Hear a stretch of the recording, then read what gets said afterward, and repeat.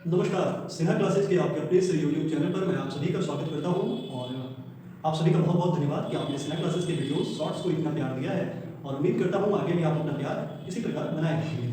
Friends, आज मैं आपको वर्ल्ड हिस्ट्री की बहुत बड़ी पर्सनालिटी से इंट्रोड्यूस करवाने इस वीडियो लेक्चर के माध्यम से आया हूँ। इस पर्सनालिटी ने वर्ल्ड हिस्ट्री में इतनी बड़ी छाप छोड़ी है कि आज तक कई लोग एग्जाम्पल सेट करते हैं कि अमुक व्यक्ति उस प्रकार का है या उस तरह का है। तो एक छोटे से लेक्चर के माध्यम से मैं आपके सामने एक उस आदमी की बैकग्राउंड रख रहा हूँ, क्योंकि ये जो बैकग्राउंड मैं रख रहा हूँ वो बहुत आसानी से आपको अपने टेक्स्ट बुक में नहीं मिलेंगे। और मेरा प्रयास यही है कि क्लास 9, 10 के जो खास कर जो बच्चे हैं उनके सामने एक ऐसा प्रेजेंटेशन हो जिससे कि वो इस पर्सनैलिटी को आगे समझने में उनको काफ़ी मदद मिले। क्योंकि मैंने बार बार कहा है कि इंसान को जानना हो या किसी चीज को, अक्सर मेरे रिस्पेक्टेड टीचर्स मुझसे कहते हैं कि चीजों के बैकग्राउंड में जाना और समझना सीखो। जब आप चीजों के बैकग्राउंड को समझोगे तो फिर आगे की बहुत सारी चीजें आसानी से क्लियर हो पाएंगी, आप समझ पाओगे। मैं वर्ल्ड हिस्ट्री की एक ऐसे पर्सनालिटी की बात कर रहा हूँ जिसका नाम एडोल्फ हिटलर था। आप लोग जानते होंगे, आपने मतलब संभालना ही नहीं है कि क्लास 9, 10 के बच्चे या ह्यूमैनिटीज सेक्टर के जो बच्चे हैं उसने हिस्ट्री में एडोल्फ हिटलर का नाम ना सुना हो।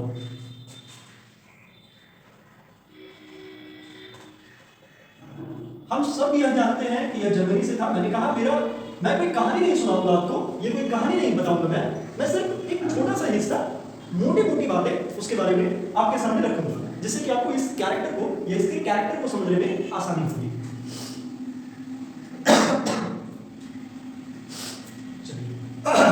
हिटलर का जन्म 20 अप्रैल 1889 को होता है। एक बहुत लोअर मिडिल क्लास फैमिली में, बहुत कम लोग ये जानते हैं, लेकिन आपको जानना चाहिए कि एडोल्फ हिटलर कोई बहुत बड़े परिवार से नहीं था, बहुत ऊंचे परिवार कुल खानदान से नहीं था। एक लोअर मिडिल क्लास फैमिली में उसका जन्म हुआ था और उसने जीवन की शुरुआत आर्किटेक्ट बनने से की थी। लेकिन आर्किटेक्ट की पढ़ाई या ट्रेनिंग को वो पूरा नहीं कर पाया और उसने कुछ दिनों का पेंटिंग का काम किया, चित्रकारी।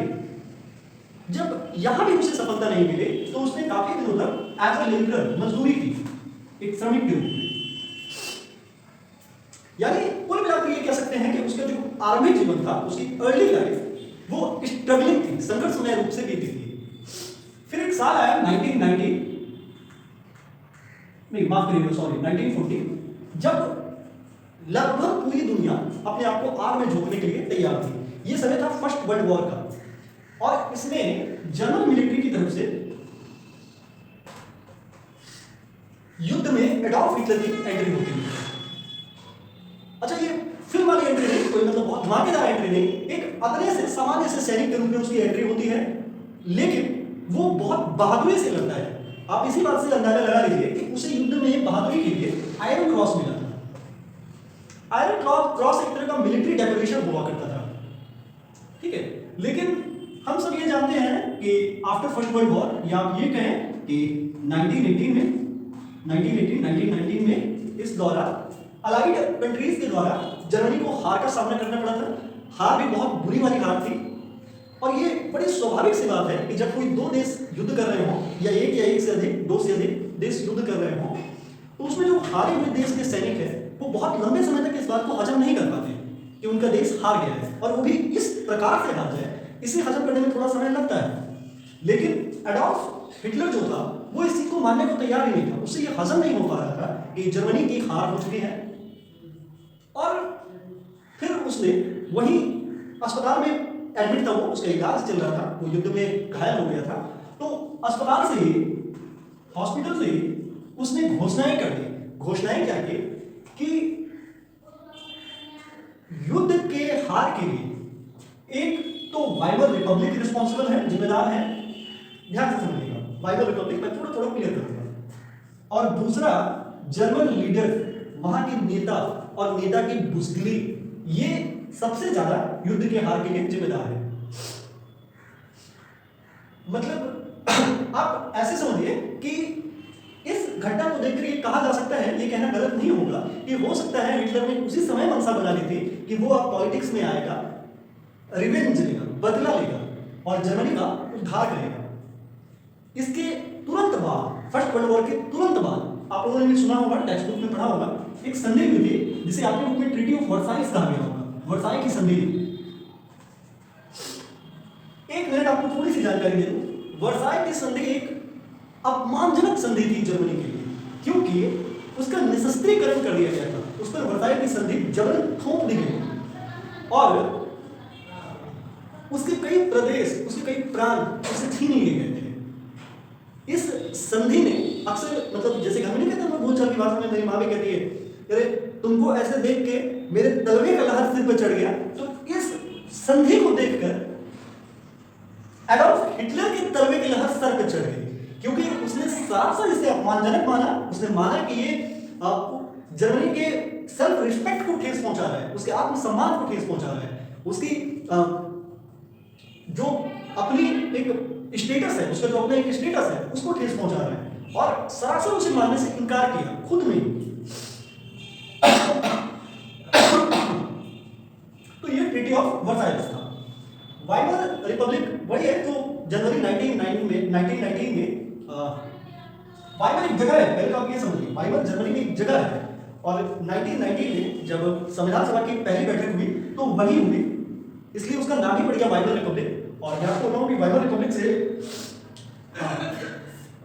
फ्रेडरिक एबर्ट पहले राष्ट्रपति बने थे वाइमर रिपब्लिक के, और स्टीडमैन जो थे वो पहले प्रधानमंत्री थे। ठीक है।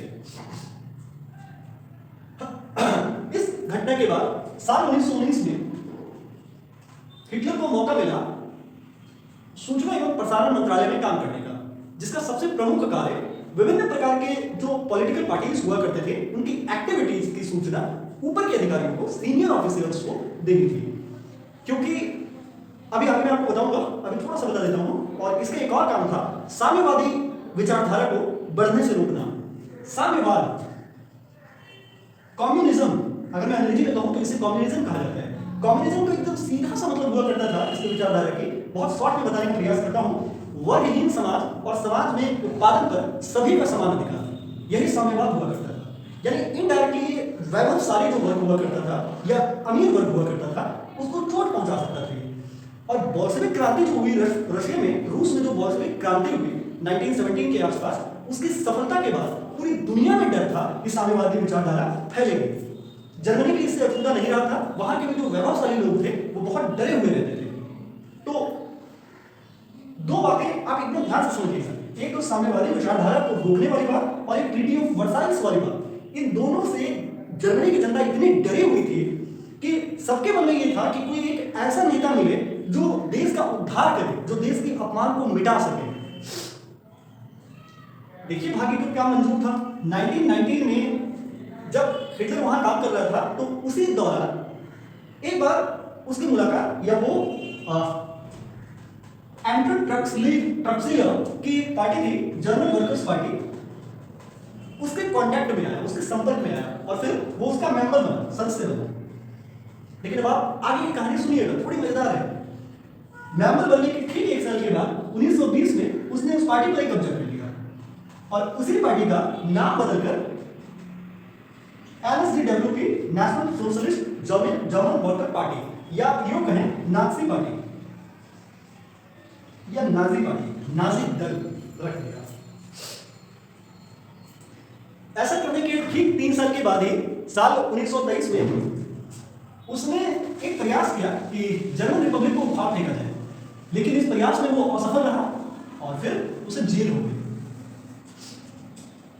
1923 के दौरान उसे जेल हो गई और जेल में ही उसने एक बुक लिखी जो उसकी ऑटोबायोग्राफी थी, मीन काम्फ।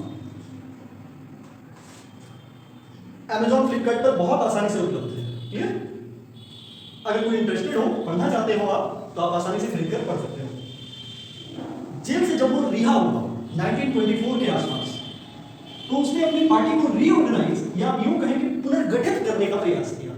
इसके बारे में आप पढ़े होंगे अपनी किताब में कि उसने बहुत सारी पॉलिसीज लाई, जैसे एक ड्रेस कोड आया कि जो नाजी पार्टी के लोग हुआ करते थे वो भूरे रंग के गाउन शर्ट्स पहना करते थे, और जो एक स्वास्थ्य का पट्टा होता था वो अपनी बाहों पे लगाते थे। इस नाजी पार्टी से ही उसने 25 सिद्धांतों को दिया। उन 25 सिद्धांतों में जो सबसे प्रमुख सिद्धांत थे वो सब थे, जैसे ट्रीटी ऑफ वर्साइल को ना मानना, उसकी अवमानना करना।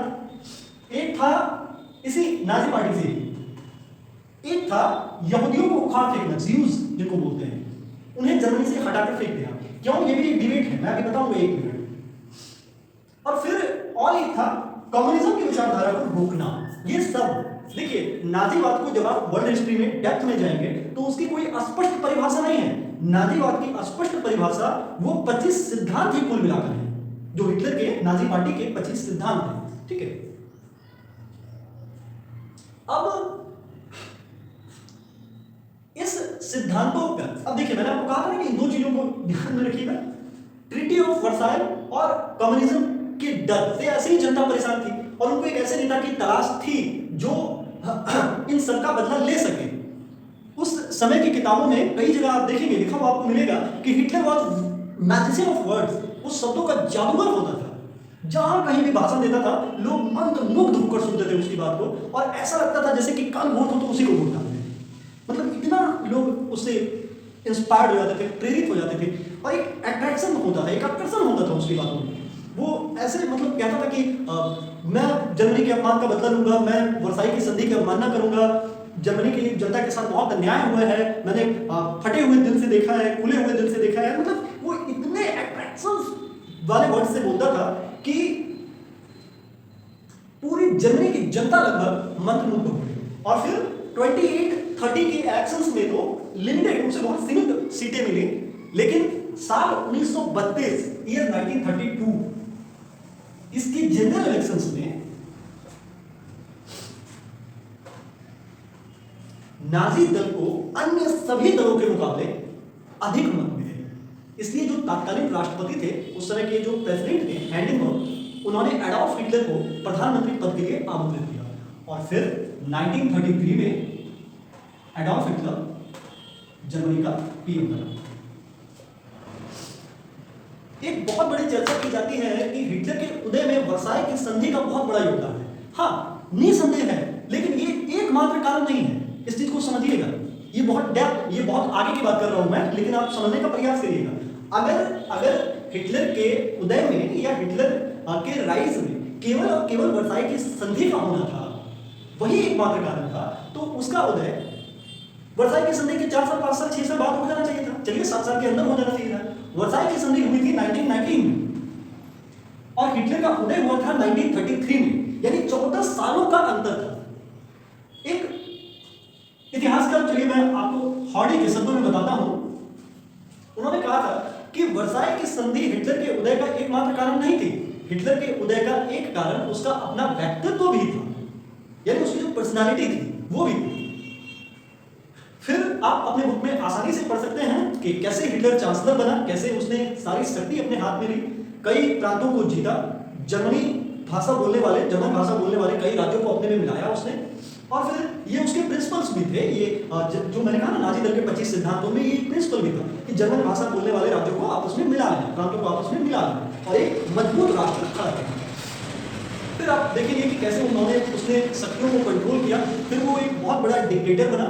और फिर आप पढ़ेंगे कि उसने सेकेंड वर्ल्ड वॉर के लिए भी बहुत सारी पहले से ही अपने कंट्री में तैयारियां शुरू कर दी। जैसे उसने बहुत सारे वर्ग की महिलाओं को अधिक से अधिक बच्चे जन्म देने का आदेश दिया, और ये भी बहुत सारी फैसिलिटीज दी उन्हें। तो कहीं ना कहीं वो ये चाह रहा था कि जर्मनी की संख्या बहुत बड़ी हो। फिर उसने मिलिट्री ऑफिसर बनना या सीना को ज्वाइन करना कंपलसरी कर दिया बाद में। मतलब बहुत सारी पॉलिसीज उसको बाद में लेकर आया, वो आप अपनी बुक में आसानी से पढ़ सकते हैं। मेरा मतलब केवल और केवल इस बैकग्राउंड से था कि आपके सामने ये रख दूं ताकि आप मोटा मोटा हिटलर को समझ पाए। अब एक बात है कि यहूदी, देखिए हिटलर को 2 वर्ग से बहुत दिक्कत थी, एक तो ज्यूज यहूदी और एक वहां पर जो कैथोलिक्स थे उनसे। प्रॉब्लम क्या था, इनके पीछे का कारण क्या था, इसको समझिए। ज्यूज जो थे वो आपके बुक में भी कुछ कारण है, मैं थोड़ा सा आपको वो कारण बताता हूं जो आपको बुक में नहीं, जो आपकी बुक में नहीं। ज्यूज जो थे, यहूदी जो थे, वो वैभवशाली वर्ग थे और जनता का शोषण करते थे। काफी शोषण किया था इन लोगों ने जनता का, तो जनता इनसे बहुत नाखुश थी। और मैंने आपको कहा कि हिटलर ने इस बात का बहुत फायदा उठाया था। वो एक माइंड रीडर टाइप का व्यक्ति था, वो लोगों के माइंड को रीड कर लेता था, वो जनता की भावनाओं को समझता था, बहुत अच्छे से समझता था। तो वो जनता की इस भावना को भी समझता था कि वहां के जो लोग हैं वो यहूदियों से परेशान हैं। तो उसने यहूदियों को बाहर उखाड़ फेंकने का एक कमिटमेंट, एक प्रतिबद्ध हुआ कि वो यहूदियों को बाहर उखाड़ फेंकेगा। ये बहुत व्यावसायिक मंत्री हुआ करता था। मैं आपको कह रहा हूँ, कई बार हिटलर ने तो अपने भाषणों में यह भी कहा कि यहूदी युद्ध के दौरान यहूदी पलट गए, वो जर्मनी की तरफ से युद्ध नहीं कर रहे थे, और यह भी एक जर्मनी के हार का कारण हुआ। तो इससे जनता में और रोष आया और हिटलर को और मौका मिला ये सब कुछ करने का। कैथोलिक्स में क्या प्रॉब्लम थी? तो कैथोलिक्स का देखो, जब हिटलर शासन कर रहा था तो उसका वो एक नेता, एक दल, एक राज्य, ये उनका मोटो था राजनीति का। लेकिन कैथोलिक्स के साथ क्या इशू था कि इसके दो भगवान, एक तो पोप, ये पोप को पूजता था और फिर इनको स्टेट को भी पूजना होता था। यानी हिटलर इनडायरेक्टली एडॉल्फ हिटलर, लेकिन एडॉल्फ हिटलर को अकेलापन चाहिए था कि नहीं सिर्फ मैं, ये दोनों नहीं, सिर्फ मैं। तो ये भी एक प्रॉब्लम था। इसलिए भी आंकड़े बताते हैं, सुनकर रोंगटे खड़े हो जाएंगे, ना जाने कितने ज्यूस को कत्लेआम किया उसने, बहुत सारी यातनाएं दी, उससे बहुत सारी एलिजिबिलिटी छीन ली गई, पात्रताएं, बहुत सारी राइट्स छीन ली गई, जैसे ज्यूस से मत देने का अधिकार छीन लिया गया, सरकारी सेवाओं के लिए उन्हें अयोग्य ठहरा दिया गया, अरे अंत में तो उन्हें अपने व्यापार के लिए भी मना कर दिया गया। तो ये बहुत सारी बातें हैं जो एडॉल्फ हिटलर ने की। हम देखते हैं कि सेकंड वर्ल्ड वॉर हुआ फिर, और सेकंड वर्ल्ड वॉर के बाद कई जगह आप पढ़ेंगे, एक टैंकर में, बर्लिन के एक टैंकर में हिटलर ने आत्महत्या कर ली, ये 1945 में। तो ये एक संक्षिप्त परिचय था एडॉल्फ हिटलर का। मैं उम्मीद करूंगा कि अगर आप इस लेक्चर को ध्यान से देखेंगे तो फर्दर जो आपकी बुक में जानकारी है उसे समझने में आपको बहुत आसानी होगी। सिन्हा क्लासेस के एक अगले एजुकेशनल वीडियो में आपसे जल्द मुलाकात होगी। स्वस्थ रहें, सुरक्षित रहें। जय हिंद।